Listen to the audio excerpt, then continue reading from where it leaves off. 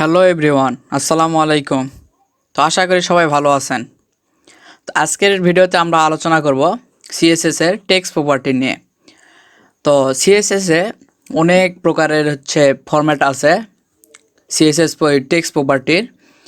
তো আমরা আজকে এক একটা করে প্রত্যেকটা দেখব।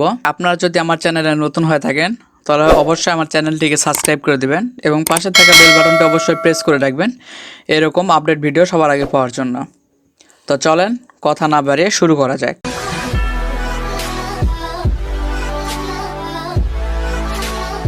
তো টেক্সট সম্পর্কে জানার জন্য আমরা সরাসরি W3 স্কুলে চলে যাব। তো W3 স্কুলে আমরা কিভাবে যাব? জাস্ট এখানে W3School.com যদি লিখি তাহলে আমরা চলে আসবে এবং এখান থেকে টিউটোরিয়ালে এসে সিএসএসটা যদি সিলেক্ট করে দেই এবং একটু স্ক্রল করলে আমরা পাবো সিএসএস এর টেক্সট প্রপার্টি।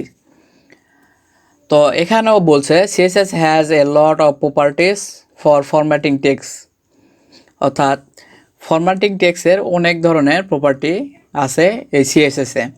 তো এটা কিভাবে কাজ করে আমরা একটা একটা করে জানব। তো প্রথমেই আছে টেক্সট কালার। তো এটা জানার জন্য আমরা সরাসরি আমাদের সাবলাইন কোড এডিটরে চলে আসলাম। সাবলাইন টেক্সট, আগের যেগুলো প্রপার্টি ছিল আমি সবগুলো ডিলিট করে দিলাম। তো আমরা টেক্সটে কিভাবে কালার অ্যাড করব, আমরা আগেও এই বিষয় নিয়ে আলোচনা করেছি, আজকে আবার আলোচনা করতেছি। তো আমরা জাস্ট একটা ট্যাগ নিলাম এবং এখানে কিছু টেক্সট নিলাম এবং আরও কিছু এখানে লরিয়াম টেক্সট নিলাম।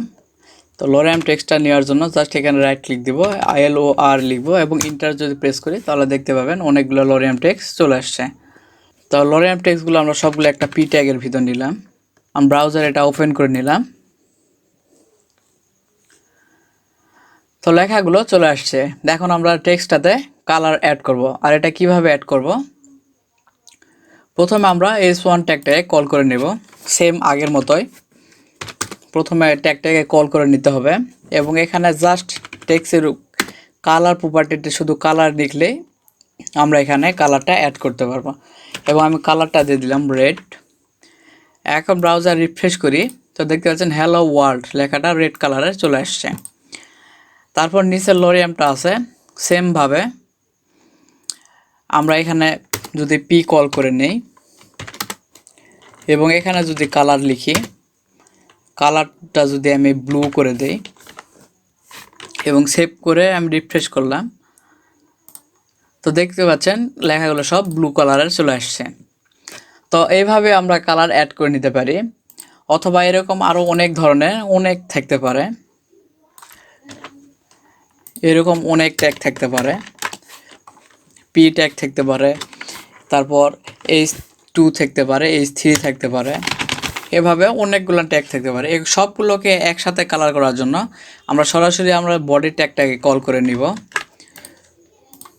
এখন আমি এটা রিফ্রেশ করে দেখাই, সবগুলো ব্লু, যেহেতু একটা পি ট্যাগে নিয়েছিলাম এই পি ট্যাগ কল করছে এই জন্য সব পি ট্যাগে এটা চলে আসছে এবং নিচের H3 যেটা নিয়েছিলাম এটা ব্ল্যাক আসছে।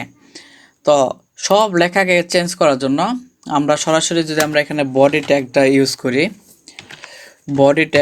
করি এবং কালার যদি আমি তো আমি যদি আগের ট্যাগগুলো ডিলিট করে দেই এবং জাস্ট এখানে বডি ট্যাগ লিখে যদি আমি কালারটা অ্যাড করি তো দেখতে পাবেন সবগুলার কালার গ্রিন হয়ে গেছে।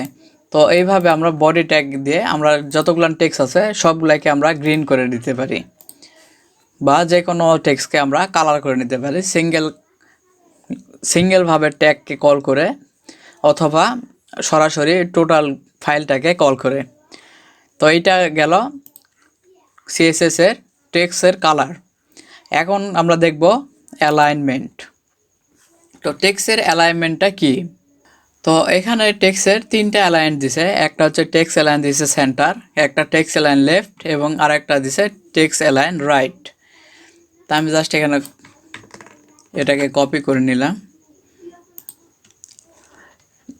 আমি ট্রাই ইট ইয়োরসেলফ করলাম এটাকে। আমি এখানে সরাসরি লিখি। তো এখানে একটা পি ট্যাগ নিয়েছি, একটা H ট্যাগ নিয়েছি, এখানে কিছু ট্যাগ আমরা বাদ দিয়ে দিলাম, এখানে 2 নিলাম, H2 ট্যাগটা নিলাম। এটা সেভ করে এর ভিতরে কিছু আমরা লিখলাম।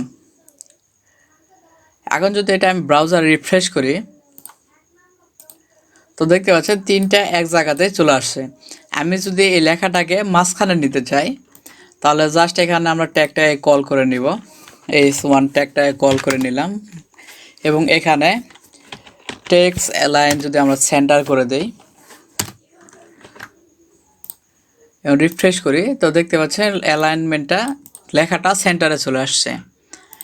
আমরা কোনো লেখাকে যদি এই রাইট পাশে নিয়ে আসি, অর্থাৎ এই লেখাটা যদি আমি রাইটে নিয়ে আসতে চাই, তাহলে এখানে কিভাবে লিখব, এখানে জাস্ট আমরা লিখব টেক্সট অ্যালাইন রাইট, এবং সেভ করে আমরা যদি রিফ্রেশ করি, আমি সেম ট্যাগে আমি টেক্সট অ্যালাইন রাইট দিয়ে দিছি। আমি এটা অ্যাড করব h2 ট্যাগের মধ্যে। তো সিম্পলি h2 ট্যাগটাকে কল করে নেব এবং এখানে আমরা টেক্সট অ্যালাইন রাইট করে দেব।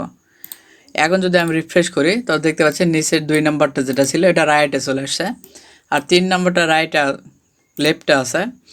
সেম ট্যাগ আমরা h3 ট্যাগ নিলাম এবং এখানে যদি আমরা লিখি টেক্সট অ্যালাইন রাইট, তাহলে এটা রাইটেই থেকে যাবে।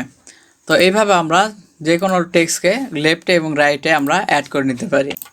এ রাইটে আসছে, এখন যদি রিফ্রেশ করি দেখতে পাচ্ছেন আবার লেফটে চলে আসছে। তো এইভাবে আমরা যে কোনো লেখাকে লেফট রাইট এবং মাঝখানে নিয়ে আসতে পারি। তারপর এখানে বলছে, এখানে আরও অনেকগুলো কোড আছে, text align last, direction, Unicode, video, ভার্টিক্যালস, এগুলো আপনারা একটা করে এখানে দেখে নিতে পারেন এবং এখানে এক্সাম্পল দেওয়া আছে, এক্সাম্পল আপনারা এখানে দেখে নিতে পারেন। তারপর আসছে টেক্সট ডেকোরেশন।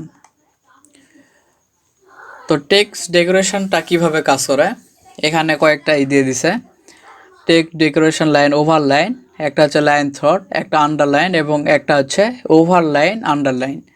এই কয়টা ট্যাগ প্রপার্টিতে যে ভ্যালুগুলো আছে, এইভাবে আমরা টেক্সটের ডেকোরেশন বা সুন্দর করতে পারি। তো প্রথমে আমরা দেখব টেক্সট ওভারলাইনটা কিভাবে কাজ করে। আমরা h1 ট্যাগের ভিতরে এটা টেক্সটটা অ্যাড করব।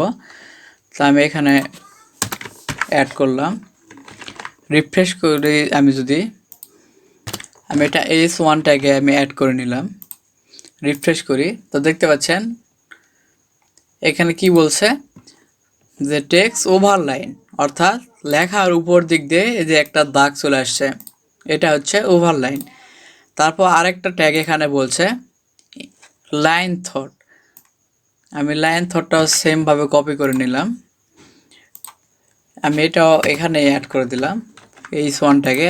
রিফ্রেশ যদি করি, তো দেখতে পাচ্ছেন লাইনটা মাঝখান বরাবর চলে আসছে, লেখাটা কেটে দেওয়ার মতন হয়ে গেছে। এইভাবে আমরা যে কোনো লেখাকে ডেকোরেশন করতে পারি। তো সেমভাবে এখানে আরও কয়েকটা ট্যাগ দিয়েছে, আন্ডারলাইন একটা দিছে, আন্ডারলাইনটা তো বুঝতে পারতেছেন, এটা দিলে লেখার নিচ দিক দিয়ে যে আমরা একটা করে আন্ডারলাইন দাগ দেই, এই দাগটা এখানে চলে আসবে। রিফ্রেশ করি, তো দেখতে পাচ্ছেন আন্ডারলাইন চলে আসছে। তো সেমভাবে এখানে আর একটা ট্যাগ দিয়েছে ওভারলাইন আন্ডারলাইন, অর্থাৎ উপরেও থাকবে নিচেও থাকবে, এটা হচ্ছে টেক্সট ডেকোরেশন।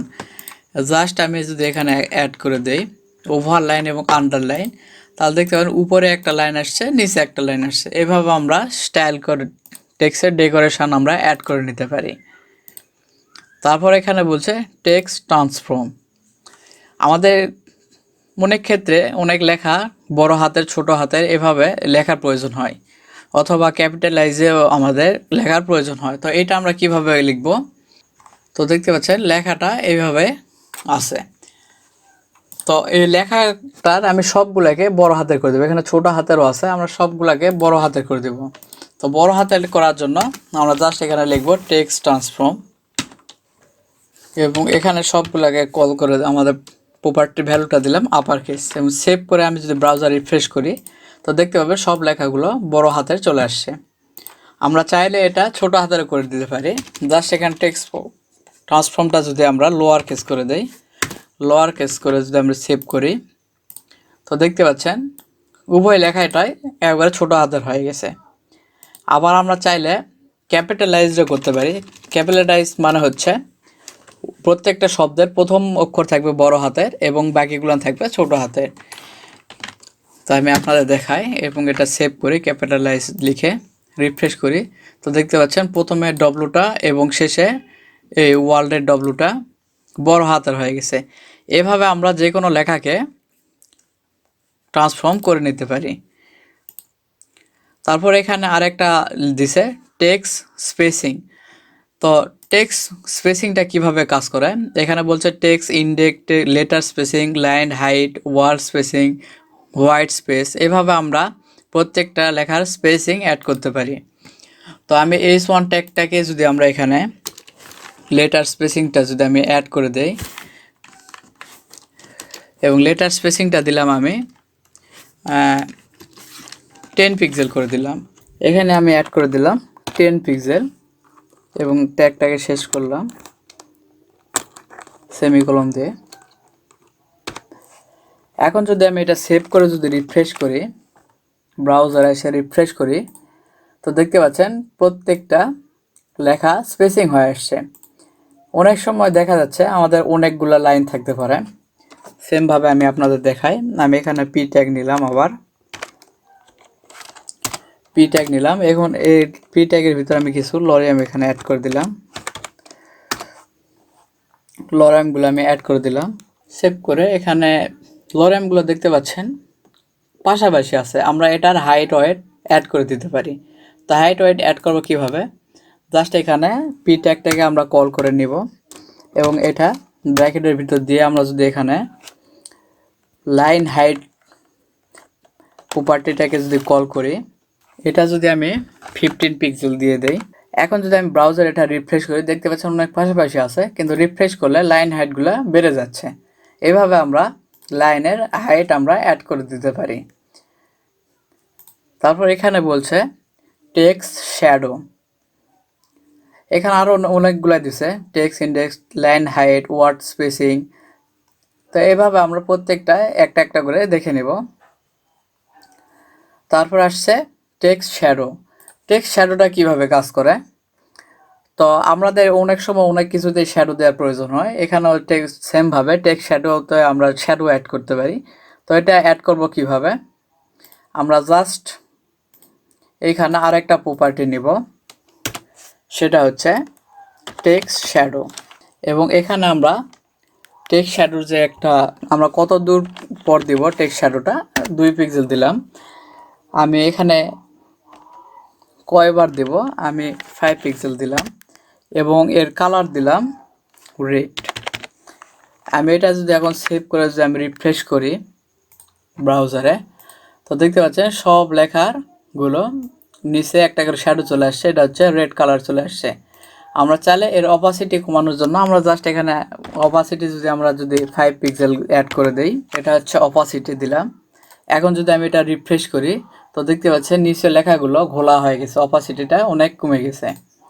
তো এইভাবে আমরা যে কোনো টেক্সটে শ্যাডো অ্যাড করতে পারি। আপনারা এখান থেকে দেখে নেবেন কিভাবে করা হয়। আপনারা চাইলে ভেঙে ভেঙেও করতে পারেন, আবার সবগুলো একসাথেও করে নিতে পারেন। তো আজকের ভিডিওটা ছিল এই পর্যন্তই। যদি ভিডিওটি ভালো লাগে অবশ্যই ভিডিওতে একটা লাইক করে দেবেন এবং পাশে থাকা বেল বাটনটি অবশ্যই প্রেস করে রাখবেন এবং সাথে অবশ্যই সাবস্ক্রাইব করতে ভুলবেন না। তো সবাই ভালো থাকবেন। আসসালামু আলাইকুম।